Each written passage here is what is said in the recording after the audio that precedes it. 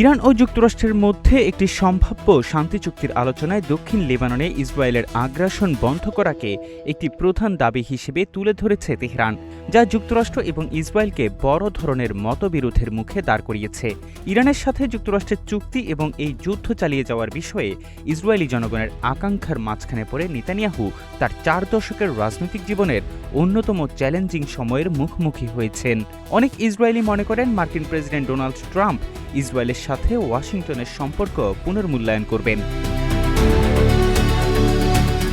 আল জাজিরার এক প্রতিবেদনে বলা হয়, ইসরায়েলের প্রধানমন্ত্রী বেনিয়ামিন নেতানিয়াহু এই বছরের শেষের দিকে সাধারণ নির্বাচনে পরাজিত হওয়ার মতো পরিস্থিতির মুখোমুখি হতে পারেন। গত মাসে একটি ফোন কল ফাঁসের ঘটনায় দেখা গেছে লেবাননে হামলা বন্ধ করতে অস্বীকৃতি জানানোর জন্য নেতানিয়াহুকে পাগল বলে গালি দিয়েছেন ট্রাম্প। দৃঢ় বন্ধনের আস্থায় শক্তিশালী স্টিলের আরেকটি নাম জেডএসআরএম। যুদ্ধকে কেন্দ্র করে তেহরানের সাথে চুক্তি নিয়ে মতবিরোধের কারণে সম্প্রতি এই সম্পর্কের আরও অবনতি হয়েছে বলে মনে করা হচ্ছে।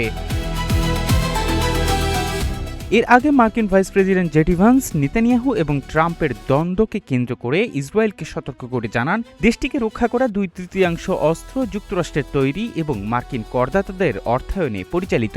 সাম্প্রতিক জরিপগুলোতে দেখা যায় কেবল মার্কিন জনগণই নয়, বরং ট্রাম্পের ডানপন্থী populist make America great again আন্দোলনের কিছু অংশের মধ্যেও ইসরায়েলের বিরুদ্ধে তীব্র সংশয় তৈরি হয়েছে। ওয়াশিংটনের জর্জটাউন ইউনিভার্সিটির অধ্যাপক ড্যানিয়েল বাইমান বলেন, ট্রাম্প ঐতিহ্যগতভাবে সবচেয়ে প্রো ইসরায়েল দল রিপাবলিকানদের নেতৃত্ব দিলেও ইসরায়েলের সাথে বোঝাপড়া করার ক্ষেত্রে তার কাছে অন্যান্য বিকল্পও রয়েছে। এতে তার সঙ্গে অনেক ডেমোক্র্যাটও যোগ দেবেন, কারণ দলটি ইসরায়েলের প্রতি দিন দিন আরও সমালোচনামূলক হয়ে উঠছে। אני פוגש ישראלים וישראליות בכל מקום.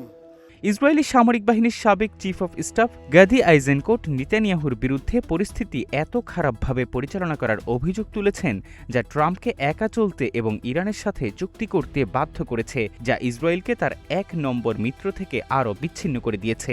ইসরায়েলি রাজনৈতিক বিশ্লেষক নিমরুদ ফ্লাসেনবার্গ জানান, যুক্তরাষ্ট্র আসলেই সেই ভিত্তি যা বিশ্বে ইসরায়েলের অবস্থান নিশ্চিত করে। যুক্তরাষ্ট্র ইসরায়েলের জন্য সবকিছু, এটি প্রতিরক্ষা, প্রযুক্তি, কূটনৈতিক মর্যাদা সবকিছু সরবরাহ করে।